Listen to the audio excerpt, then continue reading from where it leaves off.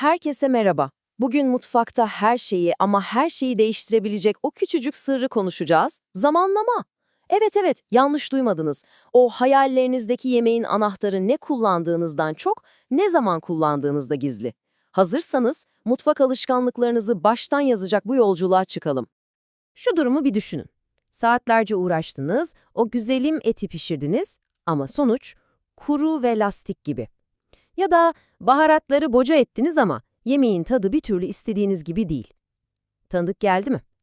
İşte bu can sıkıcı sorunun cevabı genelde malzemelerde değil, onları tencereye attığınız o kısacık anda saklı.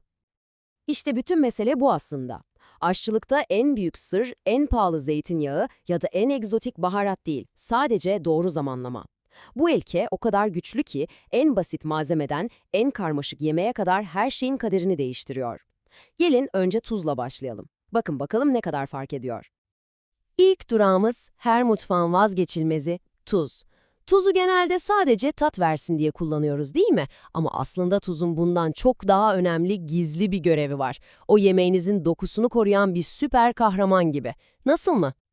İşin arkasındaki bilim aslında çok basit. Tuz doğası gereği suyu çeker. Hani mıknatıs metali çeker ya, tuz da aynı öyle. Gıdanın içindeki suyu kendine doğru çeker. İşte bu basit fizik kuralı tuzu ne zaman kullandığınızı inanılmaz derecede önemli kılıyor. Sonuçlar arasındaki farksa gece ve gündüz gibi. İşte olay burada kopuyor. Bakın şimdi. Diyelim eti pişirmeye başlar başlamaz bolca tuzladınız. Tuz hemen görevine başlar ve etin içindeki o değerli, lezzetli suyu dışarı çeker. Sonuç? Kuru, sert, çiğnemesi zor bir et.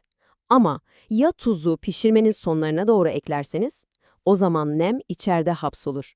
Ve işte o zaman lokum gibi sulu sulu yumuşacık bir doku elde edersiniz. Bütün sır bu. Tamam, tuzun doku üzerindeki etkisini anladık. Şimdi gelelim lezzetin kalbine, baharatlara. Baharatlar yemeğin ruhudur, karakteridir. Ama o kavanozda duran baharatların içindeki gerçek potansiyeli ortaya çıkarmak için de yine bir zamanlama sırrımız var. Çoğumuz ne yapıyoruz? Baharatı alıp doğrudan yemeğin üzerine serpiyoruz. Aslında bu şekilde o baharatın içinde saklı olan o muhteşem aromanın sadece çok küçük bir kısmını alabiliyoruz. Peki o bütün lezzeti, bütün kokuyu nasıl serbest bırakacağız? İşte size profesyonel bir şef sırrı. Bu kadar basit. Baharatları yemeğe değil, önce azıcık ısıttığınız yağa ekleyin. Yağ baharatların içindeki o bütün aromatik bileşikleri adeta uyandırır. Şöyle 30 saniye kadar hafifçe kavurduğunuzda mutfağa saran o harika koku var ya, işte o lezzetin kilidini açtığınızın kanıtıdır. Bu küçücük adım yemeğinizin lezzetini bambaşka bir boyuta taşıyacak.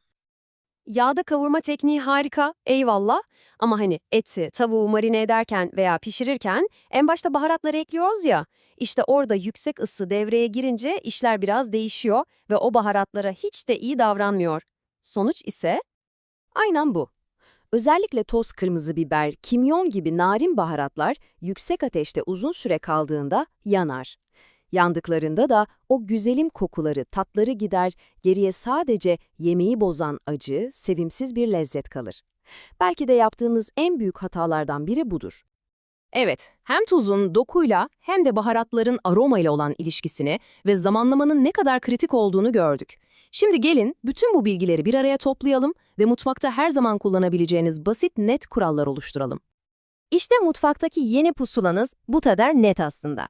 Özetle, tuz ne zaman? Pişirmenin sonuna doğru. Neden? Çünkü yemeğin suluk almasını, dokusunu korumasını istiyoruz. Peki baharatlar? Eğer aromalarını patlatmak istiyorsak önce yağda bir uyandırıyoruz. Ama et, tavuk gibi yüksek ateşte pişen bir şey yapıyorsak yanıp acılaşmasınlar diye onları da yine sona doğru ekliyoruz. Bu tabloyu aklınızın bir köşesine yazın, her yemekte size yol gösterecektir. Gördüğünüz gibi bazen en büyük farkı yaratan şey en basit değişikliklerdir. Sadece neyi, ne zaman eklediğinize dikkat ederek mutfaktaki sonuçlarınızı ne kadar iyileştirebileceğinizi konuştuk. Şimdi top sizde. Bu yeni bilgiyi ilk olarak hangi yemeğinizde denemeyi düşünüyorsunuz? Belki o hep hayalini kurduğunuz sulu biftek, belki de mis gibi kokan bir sebze sote. Ne yaparsanız yapın, şimdiden afiyet olsun.